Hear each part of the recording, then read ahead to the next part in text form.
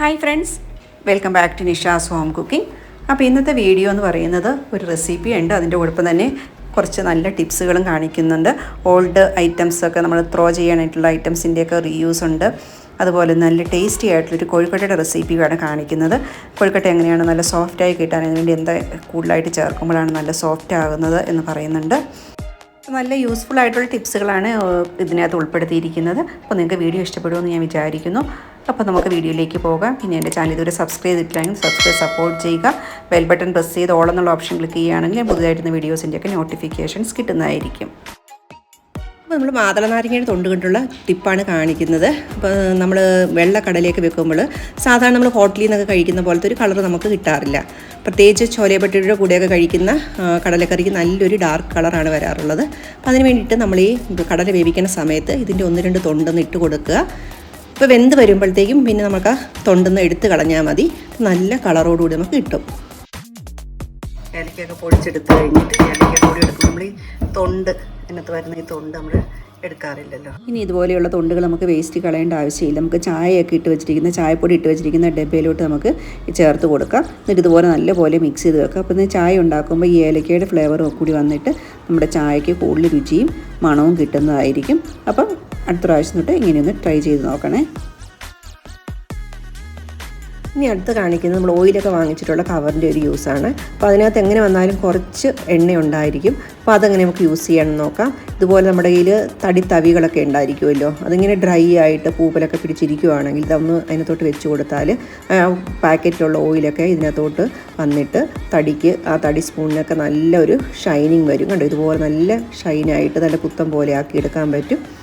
അതുപോലെ തന്നെ വേറൊരു കാര്യം, നമ്മൾ യൂസ് ചെയ്ത ഓയിൽ നമ്മൾ സാധാരണ എടുത്ത് കളയാറുണ്ടല്ലേ, ആ ഓയിൽ നമുക്ക് ഇതുപോലെ തന്നെ വുഡൻ സ്പാച്ചുലയിലൊക്കെ തേച്ച് കൊടുക്കുകയാണെങ്കിൽ അത് നല്ല പുത്തം പോലെ നല്ല ഷൈൻ ചെയ്തിരിക്കും.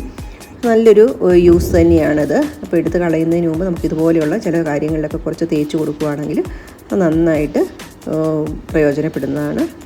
അപ്പോൾ അതുപോലെ ഒന്ന് നോക്കണേ. ഇനി നമ്മുടെ അടുത്ത ടിപ്പ് പറയുന്നത്, നമ്മൾ പാത്രം കഴിയുമ്പോഴേക്കും സോപ്പൊക്കെ കൂടുതൽ സമയം എങ്ങനെ ഉപയോഗിക്കാൻ പറ്റുന്നതാണ്. ഇതുപോലെ തന്നെ അലുത്ത് പോകാതെ നമുക്ക് എങ്ങനെ ഉപയോഗിക്കാൻ പറ്റുമെന്നാണ്. അപ്പോൾ അതിന് വേണ്ടിയിട്ട് നമ്മൾ ആ സോപ്പ് വെക്കുന്നതിന് മുമ്പ് ഈ ഡബയുടെ പുറത്ത് 1-2 റബ്ബർ ബാൻഡുകൾ ഇങ്ങനെ ഇട്ടിട്ട് അതിൻ്റെ മുകളിൽ സോപ്പ് വെക്കുകയാണെങ്കിൽ വെള്ളം വീണ് ഒത്തിരി അങ്ങ് അലിഞ്ഞു പോകാതെ നല്ലപോലെ ഇരിക്കുകയും ചെയ്യും. നമുക്ക് കൂടുതൽ സമയം ഉപയോഗിക്കുകയും കൂടുതൽ നാളുകൾ ഉപയോഗിക്കുകയും ചെയ്യാനും പറ്റും. അതുപോലെ തന്നെ ഈ സ്ക്രബറും ഇതുപോലെ എടുത്ത് വെക്കുകയാണെങ്കിൽ അത് നല്ല പോലെ ഉണങ്ങി പെട്ടെന്ന് കിട്ടുകയും ചെയ്യും. അപ്പോൾ നല്ല ഒരു യൂസാണ് ഈ റബ്ബർ ബാൻഡ് ഇങ്ങനെ ചെയ്യുന്നത് കൊണ്ട്. ഈ ടിപ്പൊന്ന് ട്രൈ ചെയ്ത് നോക്കുക. ഇനി അടുത്ത ടിപ്പും നമുക്കിതുപോലെ റബ്ബർ ബാൻഡ് ഉപയോഗിച്ച് ചെയ്യാവുന്ന ഒരു ഈസി ടിപ്പാണ്. കാരണം ഇതിനകത്ത് നമ്മൾ ഈ മുട്ട അതുപോലുള്ള സാധനങ്ങളൊക്കെ അടിച്ചിട്ട് നമ്മളൊരു സ്പൂൺ അതിനകത്ത് വെക്കുമ്പോൾ അത് താഴോട്ട് വീണ് പോകുക. അതെങ്ങനെ നമുക്ക് അവോയ്ഡ് ചെയ്യാം. അതിന് പകരം ഒരു റബ്ബർ ബാൻഡ് ഇതിങ്ങനെ ചുറ്റി കൊടുത്തിട്ട് അങ്ങനെ വെക്കുവാണെങ്കിൽ നല്ല സ്റ്റിഫായിട്ട് അവിടെ ഇരുന്നോളും. ഒന്ന് ട്രൈ ചെയ്ത് നോക്കണേ. ഇനി അടുത്ത് നമ്മുടെ വേസ്റ്റ് ബാസ്ക്കറ്റിനകത്ത് ചിലപ്പോഴൊക്കെ വെള്ളം ഇങ്ങനെ ഡസ്റ്റ്ബിൻ ബാഗിൽ നിന്ന് കുറേശ്ശെ വെള്ളം വരുന്നത് കാണാം. അതങ്ങനെ അവോയ്ഡ് ചെയ്യാനായിട്ട് നമ്മൾ ഡസ്റ്റ്ബിൻ ബാഗിൽ ഇതുപോലെ ന്യൂസ് പേപ്പർ ഇട്ട് കൊടുത്താൽ മതി. അത് നല്ല ഡ്രൈ ആയിട്ട് കിട്ടിക്കോളും. ഇനി അടുത്ത ടിപ്പിനകത്ത് വെണ്ടയ്ക്കയെ പറ്റിയാണ്. അപ്പോൾ വെണ്ടയ്ക്ക നമ്മൾ ആദ്യം കഴുകി നല്ലപോലെ ഡ്രൈ ആക്കി വെച്ചിട്ട് വേണം അരിയാൻ തുടങ്ങാനായിട്ട്. അല്ലാതെ വെള്ളത്തോടുകൂടി ഒരിക്കലും അരിയരുത്. അങ്ങനെ അരിഞ്ഞ് പ്രത്യേകിച്ച് ഒത്തിരി കുഴ വരും. പിന്നെ നമ്മൾ അരിയണ സമയത്ത് ആ കത്തിയിലേക്ക് കുറച്ച് നാരങ്ങ നീര് ഇതുപോലെ തേച്ച് കൊടുക്കുക. അങ്ങനെ ചെയ്യുമ്പോൾ തന്നെ നമുക്ക് ആ കത്തിയിലും അതുപോലെ വെണ്ടയ്ക്കായാലും ആ കുഴപ്പ് ഉണ്ടായിരിക്കത്തില്ല. പിന്നെ നമുക്ക് വേറെ ചെയ്യാവുന്നൊരു ടിപ്പ് എന്ന് പറയുന്നത്, വെണ്ടയ്ക്ക് ഓരോന്നോരോന്ന് അരിയുക. അതുപോലെ റബ്ബർ ബാൻഡ് ഇട്ടിട്ട് ഒരു 10 കൂട്ടൊക്കെ ഒന്നിച്ച് വെച്ച് അരിയുകയാണെങ്കിൽ നമുക്ക് പെട്ടെന്ന് അരിഞ്ഞെടുക്കാൻ പറ്റും. അപ്പോൾ ഇതുപോലെ ഒന്ന് ട്രൈ ചെയ്ത് നോക്കുക. പിന്നെ ഇതുപോലെ ഈ നാരങ്ങ നീര് തേക്കുന്നത് കൊണ്ട് ഒരു ഗുണമെന്ന് വെച്ച് കഴിഞ്ഞാൽ ഉണ്ടാക്കുന്ന സമയത്തും അത് ഓരോന്നോരോന്നായിട്ട് വിട്ട് തന്നെ കിടക്കും. അപ്പം ഇതുപോലെ ട്രൈ ചെയ്ത് നോക്കുക. ഇത് നോക്കിക്കേ, കത്തിയിൽ ഇപ്പോൾ എത്ര കുറച്ചാണ് വന്നിരിക്കുന്നത് എന്നുള്ളത്. അപ്പോൾ ഞാൻ ഒരു 1/2 കിലോ വെണ്ടയ്ക്ക് അതിനേക്ക് അരിയാനായിട്ട് ഒരു 10 മിനിറ്റ് ടൈമേ എടുത്തിട്ടുള്ളൂ. അപ്പോൾ നിങ്ങൾ ഈ ഒരു ടിപ്പൊന്ന് ട്രൈ ചെയ്ത് നോക്കുക. ഇനി അടുത്ത ടിപ്പ് എന്ന് പറയുന്നത് നമുക്കൊരു DIY പോലെയാണ്. കാരണം അതിനകത്ത് നമ്മൾ എങ്ങനെയാണ് നമ്മുടെ എക്സ്പയർ ആയിട്ടൊക്കെയുള്ള ഫുഡ് കളർ എങ്ങനെ യൂസ് ചെയ്യുന്നതാണ് കാണിക്കുന്നത്. അപ്പോൾ ഞാൻ 2-3 കളർ ഫുഡ് കളർ എടുത്തിട്ടുണ്ട്. ഓറഞ്ച്, പിങ്ക്, പിന്നെ ഗ്രീനാണ് എൻ്റെ കയ്യിലുണ്ടായിരുന്നത്. അപ്പോൾ ഞാൻ 3 ഗ്ലാസ്സിൽ ഇതുപോലെ ട്രാൻസ്പെറൻ്റ് ആയിട്ടുള്ള ഗ്ലാസ്സിൽ വെള്ളം എടുത്തു. അതിനകത്തോട്ട് നമുക്കിങ്ങനത്തെ തിരികൾ വാങ്ങിക്കാൻ കിട്ടുമല്ലോ, ഫ്ലോട്ടിംഗ് ആയിട്ടുള്ള ആ തിരി എടുത്തിട്ട് അതിനകത്തോട്ട് ഇട്ട് കൊടുത്തിട്ടുണ്ട്. കണ്ടോ, നല്ല രസമില്ലേ കാണാനായിട്ട്. അപ്പോൾ ഇതൊക്കെ ഇങ്ങനെ ഈവനിങ് ടൈമിൽ പ്രയർ ടൈമിലുകളൊക്കെ വെക്കുകയാണെങ്കിൽ നല്ല രസമുണ്ടായിരിക്കും കാണാൻ. വീട്ടിലോട്ട് ആരെങ്കിലും വരുവാണെങ്കിലും ഗസ്റ്റൊക്കെ വരുവാണെങ്കിലും നല്ലൊരു അട്രാക്ഷൻ ആയിരിക്കും. ഇത് ട്രൈ ചെയ്ത് നോക്കണേ. ഇനി ഇന്നത്തെ റെസിപ്പിയാണ് കാണിക്കുന്നത്. നല്ല സോഫ്റ്റും ടേസ്റ്റി ആയിട്ടുള്ള കോഴിക്കോട്ടയുടെ റെസിപ്പിയാണ് കാണിക്കുന്നത്. അപ്പോൾ അതിന് വേണ്ടിയിട്ട് ഞാൻ 1/2 കപ്പ് ശർക്കര എടുത്തിട്ടുണ്ട്. ഗ്രാമിൽ പറയുകയാണ് 100 ഗ്രാം ശർക്കര. അതിനോടത്തോട്ട് ഞാൻ 1/4 കപ്പ് വെള്ളമാണ് ഒഴിച്ചു കൊടുക്കുന്നത്. അപ്പോൾ അത് നല്ലപോലെ ഒന്ന് ഉരുകി വരുന്നവരെ നമുക്ക് തിളപ്പിക്കാം. അപ്പോൾ നല്ലപോലെ ഉരുകി വന്നിട്ടുണ്ട്. ഇത് ഓർഗാനിക് ശർക്കരയാണ്. അപ്പോൾ അതുകൊണ്ട് ഇതിനകത്ത് അഴുക്കൊന്നും അങ്ങനെ ഉണ്ടാവാറില്ല. അതുകൊണ്ടാണ് ഞാനിത് അരിക്കുന്നൊന്നുമില്ല. അങ്ങനെ അല്ലാത്തതാണെങ്കിൽ നമുക്ക് അരിച്ച് വേണം ഒഴിക്കാനായിട്ട്. പിന്നെ ഇതിനകത്തോടെ 1 കപ്പ് തേങ്ങ ചിരകിയതാണ് ഇട്ട് കൊടുക്കുന്നത്. തേങ്ങ മുറിയിലെടുക്കുവാണെങ്കിൽ അരമുറി തേങ്ങ ഉണ്ടാവും. അതും കൂടി ചേർത്ത് കൊടുത്തിട്ട് കണ്ടോ, ഇതുപോലെ ഇങ്ങനെ കുറച്ച് വെള്ളമുള്ള പറ്റുന്നത് വരെ നമുക്കൊന്ന് ഇളക്കി കൊടുക്കാം. നല്ലപോലെ മിക്സ് ആകുന്നവരെ ഒന്ന് ഇളക്കി കൊടുക്കാം. ഒരു മിനിറ്റൊക്കെ ആവശ്യം ഉണ്ടാകത്തുള്ളൂ. അത്ര പെട്ടെന്ന് തന്നെ ഇത് റെഡിയാകും. ഏകദേശം ഒരു 2 മിനിറ്റൊക്കെ ആയിട്ടുണ്ട്. വെള്ളമൊക്കെ വറ്റി വരുന്നുണ്ട്. കണ്ടോ, ഇപ്പം നല്ലപോലെ വറ്റി ഏകദേശം വന്നിട്ടുണ്ട്. ഈ സമയത്ത് നമുക്ക് ഇതിനകത്തോട്ട് കുറച്ച് ഏലക്കയും ജീരകവും, ഞാനിപ്പോൾ 2 ഏലക്കയും 1/4 ടീസ്പൂൺ ജീരകവും കൂടി പൊടിച്ചതാണ് ഇട്ട് കൊടുത്തിരിക്കുന്നത്. പിന്നെ നമുക്ക് ഇതിനകത്തോട്ട് കുറച്ചും കൂടി ടേസ്റ്റ് കൂട്ടാനായിട്ട് 1/2 ടീസ്പൂൺ നെയ്യും കൂടി ചേർത്ത് കൊടുക്കുന്നുണ്ട്. ഓപ്ഷണലാണ്, ഇഷ്ടമുള്ളവർക്ക് ചേർക്കാം. പക്ഷേ ചേർക്കുമ്പോൾ നല്ലൊരു ടേസ്റ്റും ഉണ്ടായിരിക്കും ഇതിന്. കണ്ടോ, ഇപ്പോൾ എല്ലാം വെള്ളമൊക്കെ വറ്റി റെഡി ആയിട്ടുണ്ട്. ഇനി ഒത്തിരി വറ്റിക്കേണ്ട, കാരണം നമുക്ക് ഇച്ചിരി ഒരു വാട്ടർ കണ്ടൻറ്റ് വേണം അതിനകത്ത്, എന്നാലാണ് അതിൻ്റെ കൂടുതൽ ടേസ്റ്റ് വരുന്നത്. അപ്പോൾ ഇനി നമുക്ക് ഇത് റെഡി ആയിട്ടുണ്ട്. ഇനി അടുപ്പൊക്കെ ഓഫ് ചെയ്ത് ഇതിനകത്തേക്ക് അടുത്ത പ്രോസസ്സിലേക്ക് കടക്കാം. ഞാൻ തീയൊക്കെ ഓഫ് ചെയ്തിട്ടുണ്ട്. ഇപ്പോൾ എടുത്തിരിക്കുന്ന 1 കപ്പ് അരിപ്പൊടി, അപ്പത്തിന് ഇടിയപ്പത്തിനൊക്കെ കിട്ടുന്ന വറുത്ത അരിപ്പൊടിയാണ് എടുത്തിരിക്കുന്നത്. അതിനകത്തോട്ട് ചേർക്കാനുള്ള വെള്ളം ഞാൻ തിളപ്പിക്കാൻ വെച്ചിട്ടുണ്ട്. ഇപ്പോൾ 1.5 കപ്പ് വെള്ളമാണ് തിളപ്പിക്കുന്നത്. അതിനകത്തോട്ട് ആവശ്യത്തിന് ഉപ്പും 1 സ്പൂൺ ഓയിലും ഒഴിച്ചു കൊടുത്തിട്ടുണ്ട്. നമ്മൾ കുറേശ്ശെയായിട്ട് ഒഴിച്ചു കൊടുത്തിട്ട് പൊടി നല്ലപോലെ ഒന്ന് കുഴച്ചെടുക്കാം. അപ്പം ഞാൻ ഈ സ്പാച്ചുല വെച്ചിട്ടാണ് കുഴച്ചുകൊണ്ടിരിക്കുന്നത്.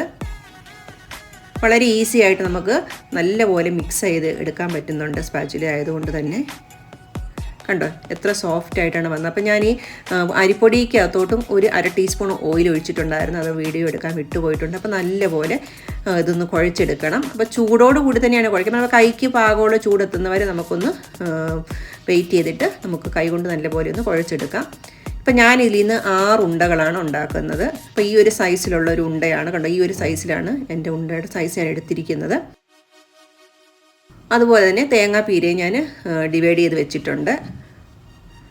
പിന്നെ നമ്മൾ വെക്കേണ്ട അപ്പച്ചെമ്മിൻ്റെ ആ ഒരു പാത്രത്തിലോട്ട് കുറച്ച് ഓയിലൊക്കെ തടവി ഇനി നമ്മൾ ഇതിനകത്തോട്ട് എങ്ങനെയാണ് ഫില്ലിങ് വെക്കണമെന്ന് നോക്കാം. ഇപ്പോൾ കൈക്കകത്ത് വെച്ചിട്ട് ഇതുപോലെ ഒന്ന് പരത്തി കൊടുക്കുക. ആ സമയത്ത് കുറച്ചൊന്ന് വെള്ളം തൊട്ടിട്ട് പരത്തിയെടുക്കാം. അതിനുശേഷം നമ്മുടെ ശർക്കരയുടെ ഉണ്ട അതിനകത്തോട്ട് വെച്ചിട്ട് ഇനി നമുക്കിതിനെ ഒന്ന് ലെവലാക്കി എടുക്കണം. കാരണം ചില സ്ഥലത്തൊക്കെ നമ്മുടെ മാവ് കൂടുതലുണ്ടായിരിക്കും. അതിപ്പം മാവൊന്നും കറക്റ്റായിട്ട് വരത്തൊക്കെ. ഇപ്പോൾ ഇച്ചിരി എക്സ്ട്രാ മാവുള്ളതിന് ഞാൻ എടുത്ത് മാറ്റുവാണ്. ഈ സമയത്ത് നമുക്ക് ഓയിൽ തൊട്ട് അതിനെ എല്ലായിടത്തേക്കും മാവ് ഇങ്ങനെ കണ്ടോ ഇതുപോലെ ചുറ്റിച്ച് കൊണ്ടുവരണം. എവിടേക്കാണോ കൂടുതൽ മാവുള്ളത് അത് നമ്മളിങ്ങനെ നമുക്കത് പിടിക്കുമ്പോൾ മനസ്സിലാകും കേട്ടോ അവിടെ മാവ് കൂടുതലുണ്ടെന്നുള്ളത്. അപ്പം അതിനെ ചുറ്റിച്ച് കൊണ്ടുവരുമ്പോഴത്തേക്ക് നല്ലതാണ്. അപ്പോൾ അത് ഓയിൽ ഉപയോഗിച്ച് തന്നെ ചെയ്യുക, അതാണ് ഏറ്റവും ബെസ്റ്റ്. അപ്പോൾ ടേസ്റ്റും കൂടും. ഇപ്പോൾ നോക്കിയപ്പോൾ കണ്ടോ അവിടെ ഒരു ശകലം വിള്ളൽ പോലെ വരും. അത് പൊട്ടാൻ സാധ്യതയുള്ളതുകൊണ്ട് അവിടെ ഇച്ചിരി കൂടി മാവ് വെച്ചിട്ട് നല്ലപോലെ ഓയിലിട്ടിട്ട് അതിനെ നല്ല റൗണ്ടാക്കി എടുത്തിട്ടുണ്ട്. അങ്ങനെ നമ്മുടെ 6 ഉണ്ടയും ഇപ്പോൾ റെഡിയായി വന്നിട്ടുണ്ട്. അപ്പോൾ അപ്പച്ചമ്മിൽ വെള്ളം വെച്ച് തിളയ്ക്കാൻ വന്നിട്ടുണ്ട്. അതിനകത്തോട്ട് വെച്ച് കൊടുത്തിട്ടുണ്ട്. ഇനി 10 മിനിറ്റാണ് ഞാൻ കൗണ്ട് ചെയ്ത് വേവിക്കുന്നത്. ഇത് 10 മിനിറ്റ് കഴിഞ്ഞ് തുറന്ന് നോക്കിയപ്പോഴത്തേക്കും നമ്മുടെ ഉണ്ടയൊക്കെ നല്ല പാകത്തിന് വെന്ത് വന്നിട്ടുണ്ട്. ഇനി നമുക്കിത് തണുക്കാൻ വെക്കണം. ഒന്നും തന്നെ പൊട്ടിപ്പോയിട്ട് ഒന്നുമില്ല, വളരെ നൈസായിട്ട് നമുക്ക് കിട്ടിയിട്ടുണ്ട്. ഏകദേശം നല്ലപോലെ തണുത്ത് വന്നിട്ടുണ്ട്. നമുക്കിന്ന് മുറിച്ച് നോക്കാം. കണ്ടോ എൻ്റെ ലുക്കൊക്കെ കണ്ടോ, കാണുമ്പോൾ തന്നെ നല്ല ടേസ്റ്റ് അല്ലേ. ഈ റെസിപ്പി ഒന്ന് ട്രൈ ചെയ്ത് അഭിപ്രായം പറയണേ. ഇനി നമ്മുടെ ലാസ്റ്റ് ടിപ്പിലേക്ക് കിടക്കാം. അതിന് വേണ്ടിയിട്ട് ഞാനിവിടെ ഓൾഡ് സോക്സ് എടുത്തിട്ടുണ്ട്. നല്ലൊരു വൈറ്റ് സോക്സ് ആയിരുന്നു. അപ്പം ഓൾഡ് സോക്സാണ് ഞാൻ കട്ട് ചെയ്തെടുത്തിട്ടുണ്ട്. അപ്പോൾ എൻ്റെ കൈയുടെ സൈസിനാണ് ഞാൻ കട്ട് ചെയ്തെടുത്തിരിക്കുന്നത്. അപ്പോൾ അതിന് കയ്യിലിട്ട് നോക്കിക്കഴിഞ്ഞിട്ട് എൻ്റെ ഒരു ഫിറ്റിംഗ് ഒക്കെ ഞാൻ കറക്റ്റാക്കി. കണ്ടോ ഇതുപോലെ വന്നിട്ടുണ്ട്. അപ്പോൾ ഏകദേശം എനിക്കൊരു ഐഡിയ വന്നിട്ടുണ്ട് എവിടെയാണ് വെക്കേണ്ടത്. അപ്പോൾ ഇനി നമ്മളൊരു സ്ക്രബ്ബർ എടുക്കാം. അപ്പോൾ പാത്രം കഴുകാൻ ഒരു സ്ക്രബ്ബർ എടുത്തിട്ട് നമുക്ക് ഇതിനകത്തോട്ട് ഇനി സ്റ്റിച്ച് ചെയ്ത് വെക്കണം. അപ്പോൾ അതിന് വേണ്ടിയിട്ട് നമുക്ക് ഒന്ന് സ്റ്റിച്ച് ചെയ്ത് തുടങ്ങാം. കണ്ടോ, ഇതുപോലെ ഒരു നൂല് സൂചിയൊക്കെ എടുത്തിട്ട് നമുക്കിത് സ്റ്റിച്ച് ചെയ്യാം. വളരെ ഈസി ആയിട്ട് നമുക്ക് സ്റ്റിച്ച് ചെയ്തെടുക്കാൻ പറ്റും, അത്ര ബുദ്ധിമുട്ടൊന്നുമില്ല. കണ്ടോ, ഇതുപോലെ.